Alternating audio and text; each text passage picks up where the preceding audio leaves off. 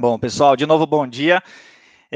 Hoje nós vamos contar, como o William falou, um pouquinho dessa história, dessa mudança de área coadjuvante, subserviente, colocadora de pedido, para uma área mais protagonista, uma área que atua dentro de todas as categorias, dentro de todos os spends, em todas as áreas da corporação.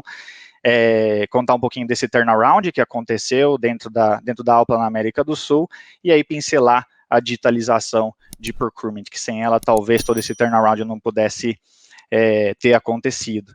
Deixa eu me apresentar. Meu nome é Murilo, eu sou head de compras da Alpla na América do Sul, sou responsável por Brasil, Argentina, Colômbia e Venezuela. Basicamente são 3 pilares: o pilar de procurement, o pilar de Comex, de toda operação de Comex, e também todos os tópicos relativos à economia circular, reciclabilidade, reuso, redução do uso de plástico. Eu sou engenheiro químico de formação, eu estou na Alpla há 5 anos, sou casado, pai de 3 filhos, recentemente nasceram 2 meninas, são gêmeas, adoro andar de moto, esse é meu hobby principal. Vou contar um pouquinho da Alpla para vocês, né, além de me apresentar a Alpla. A Alpla é uma empresa austríaca, é o maior produtor de embalagens rígidas do mundo. Nós estamos basicamente em 7 categorias: personal care, home care, lácteos, alimentos, bebidas, óleos lubrificantes e fármacos. Nós temos basicamente 4 tecnologias: moldagem por extrusão e sopro, que é uma garrafa feita de resina poliolefínica. Até coincidências ou não, o palestrante anterior, colega de profissão dentro de compras, Braskem, é um grande fornecedor da Alpla global. Então, nós temos, sim, a moldagem por extrusão e sopro, temos a moldagem por injeção, estiramento e sopro, injection, extrusion, blow molding, são as famosas garrafas de refrigerante, garrafa de água. Temos moldagem por injeção, injection molding, a gente faz as tampas dos produtos, muitos que estão nas casas de vocês, fazemos também as pré-formas de polietileno tereftalato, e finalmente a moldagem por injeção stroke, injection blow molding, são basicamente os frascos, como exemplo, frasco de desodorante, o corpo é soprado e o gargalo é injetado. Nós, como eu falei, o maior produtor de embalagem rígida no mercado de bem de consumo no mundo. Nós temos hoje 183 fábricas, nós atuamos em 46 países. Esses pontinhos amarelos realmente são as fábricas da Alpla. Como a gente transporta muita embalagem, transportar embalagem é igual transportar ar, então a gente está próximo aos nossos clientes. E é uma empresa que tem muito essa vertente de Think Global, Act Local. Nós temos uma estrutura muito madura globalmente, mas a gente consegue tomar decisões estratégicas em cada uma das regiões.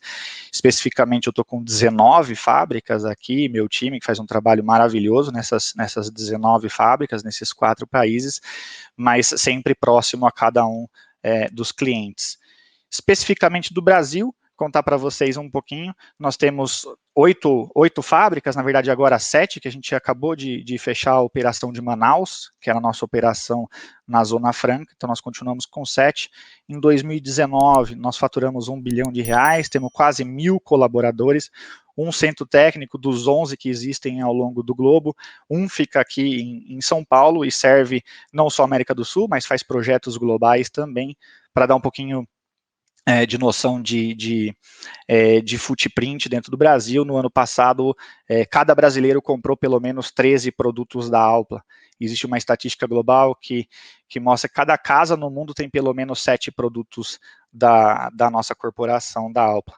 Globalmente, a gente fatura 4 bilhões de euros nessas 186 fábricas, além de ser o maior produtor de embalagem rígida para o bem de consumo do mundo, nós também somos os maiores recicladores de PET, então a gente tem uma pegada de economia circular muito importante, globalmente falando, e a gente opera para grandes clientes. Aqui no Brasil, só para dar um pouco de referência para vocês, ligar o nome, a empresa aos produtos, nós fazemos produtos para Johnson & Johnson, para Procter & Gamble, para Natura, para Unilever, para Coca-Cola, óleos lubrificantes, acho que a gente passa por quase todos os grandes players, né, a Moove, a Motul, a Petrobras, trabalhamos para a Rect também.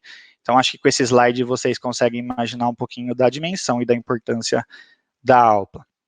Bom, tendo apresentado a Alpla para vocês, queria contar um pouquinho dessa história, desse turnaround de compras da Alpla. Nós éramos um time que me lembrava muito aquele festival de São Firmino na Espanha, né? Aquela história do touro e todo mundo puxa o rabo, puxa o chifre, puxa a cabeça, puxa o pé, e o touro sempre tentando se desvencilhar, sem nenhum juízo de valor aqui pelo que acontece com o animal, mas o festival em si. O time era muito descentralizado, né, era muito operacional, tático, era um time não especializado, então todo mundo comprava um pouco de tudo, existia muita burocracia, a área de compras não era uma área que gerava os KPIs de uma área de procurement profissionalizada, nós não conhecíamos o nosso spend, mas a gente tentava atacar ali todos os nossos problemas. E atacava com muita força, na verdade, né? A gente ia em cima de cada problema com muita força, era um time tático operacional, tentava resolver, mas invariavelmente aquele touro brigando com todos os processos, todo o status quo, ele acabava afogado, justamente porque a gente se perdia um pouco no que era a diferença entre prioridade e urgência, né? Nem tudo que é prioridade é urgente, e nem tudo que é urgente é tão prioritário assim. Então essa confusão fazia com que a gente realmente acabasse afogado. Então eu até chamava o time de São Firmino, né? Quando a gente veio com essa proposta de mudar esse time de micromanagement descentralizado, subserviente, colocador de pedido, para um time mais estratégia e protagonista. Essa mudança não é tão simples, né? Acho que exige um grande tempo aqui para a gente discutir, trocar ideia, fazer um value stream map, entender quais são os gaps de cada uma das empresas. Mas eu queria convidar vocês a conhecer um slide que eu montei que tenta basicamente contar um pouquinho dessa história, sem demagogia, tudo que a gente realmente passou aqui na Alpla. Nós para entendermos que realmente tínhamos um problema, primeiro a gente precisou entender, parece clichê, né, mas fazer a análise do nosso spend, o que a gente compra, como a gente compra, o que a gente faz. E a partir disso, que é muito importante, é fazer esse assessment de maturidade. A gente precisa entender que precisamos melhorar, né, a gente precisa saber que realmente o time de compras precisa dar um passo rumo à estratégia, rumo ao protagonismo. E como a gente fez isso, né, cada bolinha dessa tem uma história muito legal, como eu falei, exigiria muitas conversas aqui, uma interação, uma troca de experiências, mas vamos tentar pincelar cada uma delas, né? A ideia foi sempre ter esse maior número de interação multifuncional, alinhando tudo que nós estávamos fazendo com a estratégia corporativa. Então, a gente tentou permear em todas as áreas com as oportunidades dos projetos de ponta a ponta, end-to-end, né? Permeando em cada uma das áreas, fazendo ser reconhecido, fazendo ser lembrado. Isso é muito importante e não é uma coisa só do gestor da área, senão parte de cada comprador, né? Nós fizemos, acho que tem prós e contras em time centralizado e descentralizado. Centralizado não é a verdade absoluta, mas nós centralizamos o nosso time em São Paulo para tomar as estratégias dentro do que é a nossa responsabilidade de procurement, basicamente naqueles 3 pilares, né? E com times de deploy nos outros países. Então, nos outros países nós temos times de compras, mas que implementam as estratégias, principalmente de diretos. Indiretos ainda a gente tem uma vertente estratégica em cada um dos países. Nós formamos especialistas nos nossos times, igualmente importante, porque antes as pessoas, como eu comentei, elas compravam um pouquinho de tudo, né, e agora nós temos um especialista de workplace, um especialista de MRO, de IT, para algumas empresas, para alguns compradores que estão assistindo, talvez isso pareça um passo muito lá atrás, mas isso foi uma importante melhoria no nosso cenário, transformar os compradores em pessoas especialistas que entendem os modelos de custo, que não barganham, mas sim negociam aquele portfólio, aquela categoria específica. Nós aderimos todos os nossos procedimentos e políticas, então nós tínhamos um time com os procedimentos e políticas antiquados em relação ao que era a maturidade global, então nós aderimos a esses procedimentos, essas políticas.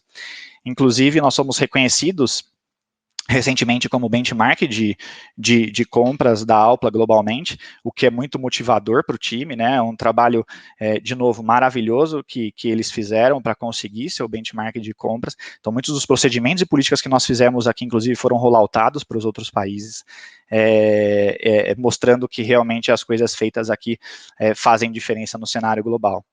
Uma outra mudança E igualmente importante, a gente sai um pouquinho desse micromanagement, né? Nós fazíamos bid de pneu de carros para a frota executiva, nós fazíamos bid de computadores para servir uma determinada operação. A gente entende isso não é o nosso core business, é uma delícia fazer, é legal, mas isso é micromanagement. Comprar a rede da placa, a placa de rede de um computador é micromanagement. Sai desse cenário, vai para um gerenciamento de contratos. Então, acho que um exemplo muito legal aqui é falar um pouquinho de outsourcing de capitais. Então, aquela decisão de make or buy, a gente acabou optando em muitos dos contratos em buy, em fazer o outsourcing, né, insource ou outsource, make or buy, a gente tomou muitas decisões assim. Então, tudo que nós comprávamos como celulares, computadores, coletadores de dados, empilhadeiras, carros, tudo isso que não é parte do nosso cenário core, passou a ser um gerenciamento de contrato com muitos outsourcing. Tive até oportunidade para quem assistiu no ano passado falar um pouquinho de outsourcing de capitais aqui no Embrask, que para mim é um dos pontos mais importantes dentro de uma organização de compras. Tem duas bolinhas muito importantes que trabalham juntas. Depois que a gente falou um pouquinho do contract management, a gente fez um alinhamento organizacional da importância de cada comprador, da importância de cada cenário, de cada pessoa dentro da nossa corporação. E claro, a coisa mais importante que nós temos hoje no nosso time são as nossas pessoas, os nossos compradores, a nossa equipe, que foram todos muito bem avaliados e passaram por treinamentos importantes na área, inclusive dentro do Embrask, para poder atingir as nossas metas. Uma vez preparando todo esse time, né, centralizando, criando especialistas, políticas e procedimentos, fazendo contract management, treinando as pessoas, nós conseguimos trabalhar em quatro importantes frentes para esse turnaround de compras, né? Nós conseguimos fazer a estratégia de fornecimento para cada categoria. Então é importante dizer aqui que a gente não tem estratégia só para o material direto, só aquilo que vai direto na produção.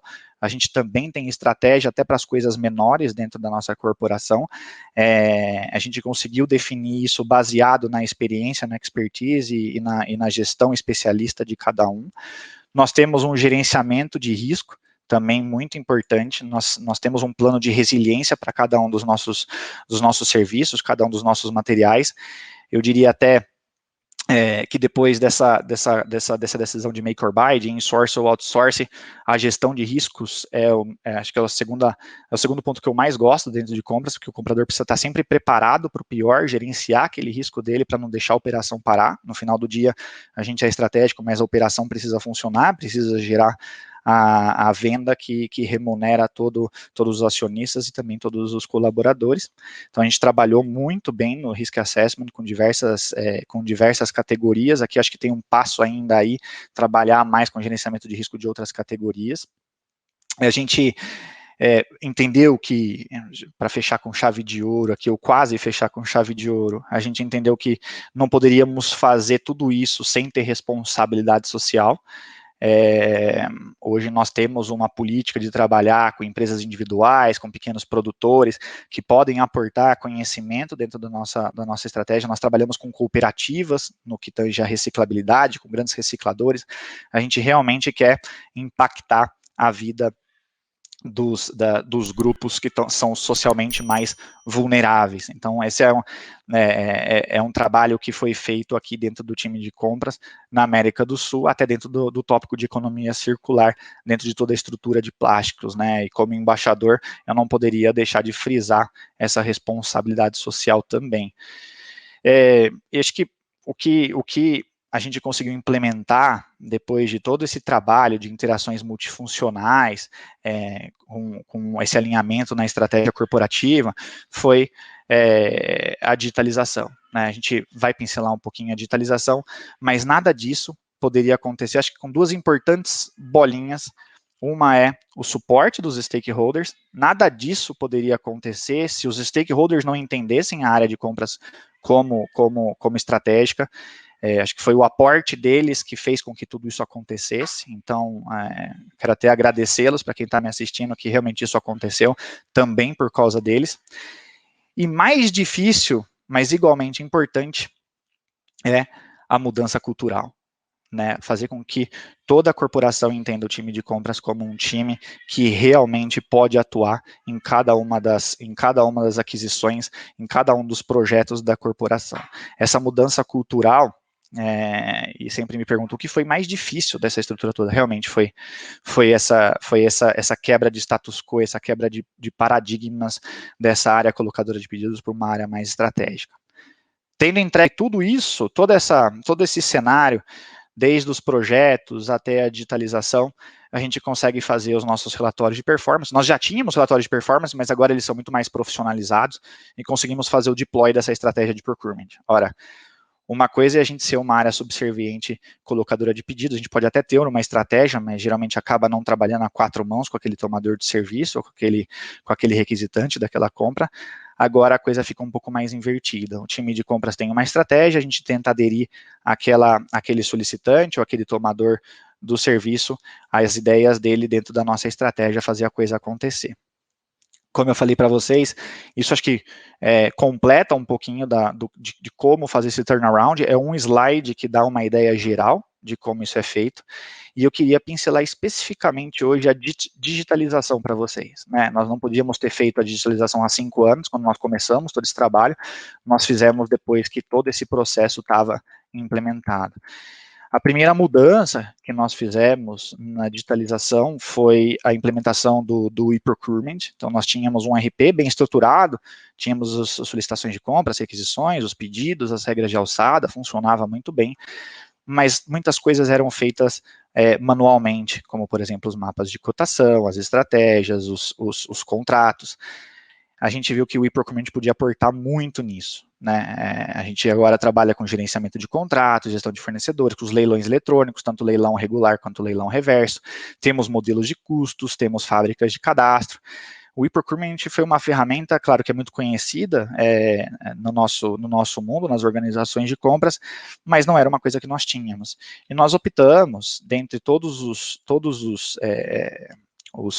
IPROCs disponíveis no mercado, pelo menos aqueles que a gente entendeu que poderiam trabalhar com a Apple, a gente optou trabalhar com o mercado eletrônico. O mercado eletrônico é uma companhia nacional, a maior na América Latina, nesse cenário de procurement, e a gente hoje tem um cenário SaaS, né? A gente trabalha com SaaS dentro de uma plataforma user-friendly, todo o processo de procurement to quase pay, então o pagamento ainda não acontece no mercado eletrônico, mas quase acontece, porque a gente faz o recebimento total ou parcial no RP que transfere isso para o mercado eletrônico, mas é um processo que o comprador fica centralizado dentro de uma mesma plataforma. Dentro do RP, a gente tinha diversas transações, vocês conhecem isso, para cada fábrica você precisa fazer um login. Dentro do mercado eletrônico, a gente tem todas as fábricas numa plataforma só, numa transação só, e a gente consegue ter muita agilidade com isso. Não precisamos entrar em detalhe do nosso workflow aqui, mas eu queria chamar a atenção da requisição de compra, que ela é aprovada, isso vai para uma cotação, tudo isso passa por aprovação, por uma regra de alçadas, e o que a gente chama de pré-pedido, que vai gravar um pedido no RP. Né? É importante comentar isso, porque todo o cenário contábil e financeiro ainda acontece no RP, o RP não deixou de existir. Né? Mas tudo isso muito transparente para o comprador, porque agora a gente tem um mercado eletrônico. Uma vez esse pedido no RP, a gente consegue passar por aprovação de novo dentro do mercado eletrônico e finalmente mandar o pedido para o fornecedor. Tem uma bolinha que eu queria destacar aqui, antes de fazer um destaque, um highlight maior em duas, que é o contas a pagar e receber. O fornecedor ele tem acesso à nossa plataforma dentro do mercado eletrônico, então ele sabe quando aquela nota vai ser paga, se ela já foi paga, dentro de um login que ele tem acesso exclusivo. No RP isso não era possível, então também tira uma carga operacional muito grande do nosso time financeiro. Mas os dois maiores highlights que eu queria fazer com vocês aqui dentro da estrutura de mercado eletrônico é a bolinha de cotação e a bolinha de pedido. A de cotação, a gente consegue fazer esses mapas comparativos, a gente consegue criar o shortlist, as contrapropostas dentro do sistema, tem todo um repositório, a gente consegue escolher esse fornecedor, se alguém quiser auditar daqui 2 anos, isso vai estar dentro do sistema. Esses acordos comerciais que outrora eram digitados dentro, os contratos eram digitados dentro do RP, agora ele passa a ser mais automatizado, então o fornecedor popula aquela cotação e a gente gera ou não aquele contrato de fornecimento dentro do sistema, com data de validade, com toda a governança corporativa necessária. E o pedido por parte do fornecedor deixa de ser aquele RP, aquele arquivo PDF enviado, ele passa a conseguir aceitar, recusar, a gente consegue saber se ele leu ou não aquele pedido, se recebeu ou não, faz o follow-up da entrega, inclusive altera as datas de entrega dentro do mercado eletrônico. Então isso traz mais agilidade, faz com que a gente consiga ter um repositório, uma governança corporativa muito legal. Não é basicamente só a governança, mas a gente consegue também ter uma economia muito grande, porque a gente evita o aumento do custo de aquisição fora do que é o negociado por contrato, a gente reduz custos operacionais do processo de compras, libera a agenda para a agenda ser mais estratégica do time, isso traz agilidade, porque centraliza, integra informações de diferentes origens, então hoje trabalhando só no mercado eletrônico, a gente pega as informações do ERP, também tem algumas informações dos sistemas internos de Alpla, também das pessoas, então isso traz muita agilidade no nosso negócio, traz colaboração, porque traz uma maior parceria com esses fornecedores, né, os fornecedores têm acesso a mais informações, inclusive o contas a pagar, que eu comentei com vocês, e por fim, que eu gosto muito, é o que traz mais benefício, na minha opinião, é que permite todo esse compliance, essa auditoria de processo, essa governança corporativa, todo o histórico está dentro do sistema e toda a regra de alçadas funciona de maneira automática. O Delegation of Authority, workflow de aprovação funciona de maneira automática, ligado a cada um dos processos, cada um dos itens, cada um dos cadastros. Então, a gente entrega o e-procurement para a corporação, que é uma ferramenta espetacular, mas a gente sentia que faltava a falta de alguma coisa, né, que é o SRM. Toda homologação, avaliação de fornecedores na Alpla era feita de maneira manual, com excelência, então o time fazia isso com muita excelência, e a gente achava que faltava também esse diligenciamento automático, esse repositório automático. Nós optamos também por trabalhar com o mercado eletrônico, numa vertente, num pilar dentro do mercado eletrônico chamado gestão de fornecedores, nada mais é que o Supplier Relationship Management, o SRM. Então, todo esse licenciamento, essa homologação, esse repositório manual passa a ser automático dentro do sistema. Então, a gente tem a fábrica de cadastros, tem uma homologação, tanto de qualidade quanto financeira, a gente faz a avaliação dos fornecedores que impactam o sistema de gestão integrado, de qualidade, faz a gestão de terceiros. Então, é importante que vocês saibam que a plataforma também consegue fazer o diligenciamento automático das verbas previdenciárias, então aquele serviço de portaria, de limpeza, que dá aquele trabalhão para você pegar, junto com o time de RH, aquele guia de recolhimento da FGTS, do INSS, desses parceiros comerciais, isso tudo passa a ser automático pelo sistema, né? O próprio fornecedor popula isso ou faz o upload disso dentro do GF, do Gestão de Fornecedores. Então, nós fazemos hoje, dentro do Supplier Relationship Management, o cadastramento desse fornecedor, essa fábrica de cadastro, a gente homologa aquele fornecedor, do ponto de vista de qualidade e também financeiro. Então, tem um robozinho que busca as informações financeiras daquele fornecedor, então a gente entrega o Serasa do fornecedor, entrega também o Sintegra, a gente faz a certidão de débito negativo desses fornecedores, tudo de maneira automatizada. A gente faz avaliação desses fornecedores, de novo, para aqueles que impactam o sistema de gestão integrado, de qualidade. Então, todo mês eles são avaliados com algumas variáveis do nosso negócio. Qualidade, on time in full, se está na entrega na quantidade correta, no tempo correto, e o certificado de análise. E, finalmente, como eu comentei com vocês, e que eu gosto de pincelar como a parte mais importante, é a gestão de terceiros, porque toda aquela gestão documental desses terceiros, ela passa a ser automática, feito por cada um dos fornecedores, fazendo o upload dentro do sistema. Então, tira essa carga, de novo, operacional do time de procurement, dá esse espaço mais estratégico para a gente trabalhar no que realmente interessa, né, no que realmente é core business para a gente dentro da organização de compras. Acho que muito claro quais são todas as vantagens do SRM, do GF, mas algumas, acho que valem alguns highlights aqui. Economia, claro, porque diminui o retrabalho quando centraliza essas informações, traz agilidade, porque mantém atualizada todas as informações dos fornecedores, tem esse repositório importante, né?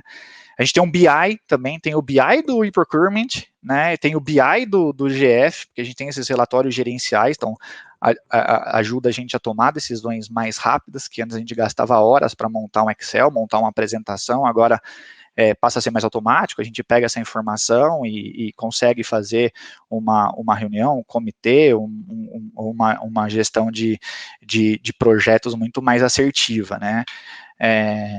Traz colaboração, claro, além da economia e agilidade, porque estreita de novo, a relação com fornecedores. Essa é a mesma pegada do e-procurement, né? Se o fornecedor ele tem acesso à nossa plataforma e ele mesmo consegue fazer o upload desses documentos, essa relação é estreitada, porque ele passa a te procurar mais ativamente. A gente monitora a performance desse fornecedor com diligenciamento automático, a gente cria plano de ações baseado nesse relatório automático. Então, realmente, essa colaboração como fornecedor, parte da nossa corporação, o fornecedor como parceiro de negócio, e a gente acaba estreitando esse relacionamento e corroborando ainda mais com a nossa estratégia de longo prazo, que a gente acredita nos nossos relacionamentos de fornecedores a longo prazo dentro da nossa corporação ampla. E, finalmente, a governança corporativa, porque realmente esse repositório de processos, ele é todo auditável, historicamente auditável, e ele também, todos os fornecedores passam automaticamente por esse crivo, para saber se ele tem os padrões mínimos exigidos porque nós consideramos dentro das nossas políticas e procedimentos. Então, o GF aporta muito nesse sentido. A gente fez a implementação do e-procurement, fez a implementação do GF, faltava uma cereja do bolo em tudo isso. Então, nós fizemos a transformação de procurement, lá atrás, quando eu mostrei no slide das bolinhas para vocês, a gente criou os especialistas, criou as políticas, os procedimentos, retrabalhou toda a nossa regra de alçada, centralizou o time, trabalhou em modelos de custo. Tudo isso a gente considera como uma transformação de procurement. E a gente também entregou a tecnologia de procurement, porque a gente veio com o eProc, primeiro a gente tinha um RP, depois veio com o eProc, veio com o Supplier Relationship Management, com o GF do mercado eletrônico. A gente trabalhou com modelos de custos, antes nossas negociações eram muito mais barganhas do que efetivamente negociações baseadas nesses modelos. Nós começamos a trabalhar com leilões, o Alberto, colega da Braskem, até comentou os savings gerados sobre os leilões, nós também tivemos savings expressivos, mais de 3 milhões de euros nós conseguimos, desde quando nós começamos a fazer esses leilões eletrônicos, mas a gente precisava, depois de entregar a transformação de procurement, a tecnologia de procurement, a gente precisava trazer a transformação da tecnologia. Então, nós implementamos o primeiro robô com tecnologia Blue Prism na Ampla do mundo, da organização de compras, né? Esse robô, ele é um robô que trabalha com todas as importações da nossa corporação. Quando a gente fala de Comex, 90% das nossas transações são importação, não são exportação. Esse robô, para quem trabalha com Comex, sabe que, na verdade, a gente tem um calhamaço de documentos, de invoices, de recibos que precisam compor o custo contábil daquele material dentro do nosso estoque. Então, o robô, ele lê todos esses documentos, ele joga dentro do RP, e o RP forma esse conjunto de valores para aquele material dentro do nosso estoque. Esse robô tira uma carga operacional gigante do nosso time, né, e passa a ter uma gestão muito mais estratégica dentro de Comex. Esse foi o nosso primeiro robô. Nós temos um pipeline, claro que nós, depois que entregamos esse robô, nós nos apaixonamos por essa tecnologia, e aí ele tem tudo a ver com o que é o e-procurement, porque nós estamos finalizando também um projeto de robô comprador, que vai ser o nosso segundo robô. Ele é capaz de tomar as decisões no processo de procurement to pay, mais especificamente em MRO, então ele vai receber a requisição, ele vai soltar os RFQs serão respondidos pelos fornecedores e baseado na estratégia, o próprio robô vai comprar aquele material. Esse robô já está nos finalmente, né, um robô que vai aportar ainda mais espaço estratégico na nossa equipe, baseado na nossa estratégia de digitalização, e ele não poderia acontecer sem ter um eProc rodando, sem ter um GF funcionando. Então, com o eProc, como trabalha tudo na mesma plataforma e tudo mais centralizado, o robô consegue tomar decisões ali mesmo. Depois nós vamos para um segundo passo, que é com a inteligência artificial, também no pipeline para o ano que vem, que é o chatbot para os fornecedores, então ele responde os RFQs, envia os awards, né, quem ganhou ou perdeu aquele negócio baseado na nossa estratégia. O robô exportador, número 3 aqui, que é o robô que vai entregar, baseado numa solicitação de exportação, todos esses documentos para o importador daquele nosso produto. E, finalmente, 2 robôs que não estão dentro do time de procurement, mas que tem tudo a ver, e a gente como área de suporte, nesse caso, que é o robô de recebimento fiscal e o robô de custeio.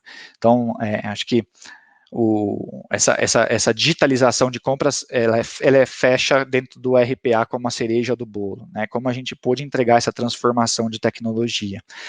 Eu encorajo vocês a pesquisarem um pouquinho sobre o que é a tecnologia Blue Prism, ou o iPath, que seria também uma tecnologia muito parecida, também muito boa e reconhecida globalmente, mas mais do que isso, né, entender qual foi o passo, ou quais foram os passos de digitalização e os passos de transformação do time operacional para um time estratégico antes de trabalhar em todas essas digitalizações. De novo, essa apresentação poderia durar horas e horas, a gente podia trocar muitas experiências, tentei resumir um pouquinho para vocês, sem demagogia, pelo que a gente passou. Isso não é só não é só PowerPoint, teve muito Excel aqui atrás, teve muita coisa acontecendo para fazer realmente esse turnaround da equipe de compras da Alpla na América do Sul. Eu quero agradecer vocês por essa agenda, deixo o meu contato, fique à vontade para me mandar e-mail, ligar no meu celular, e aí está o QR Code no meu LinkedIn. Eu quero agradecer o convite mais uma vez, obrigado pessoal, desejo uma boa semana para todos.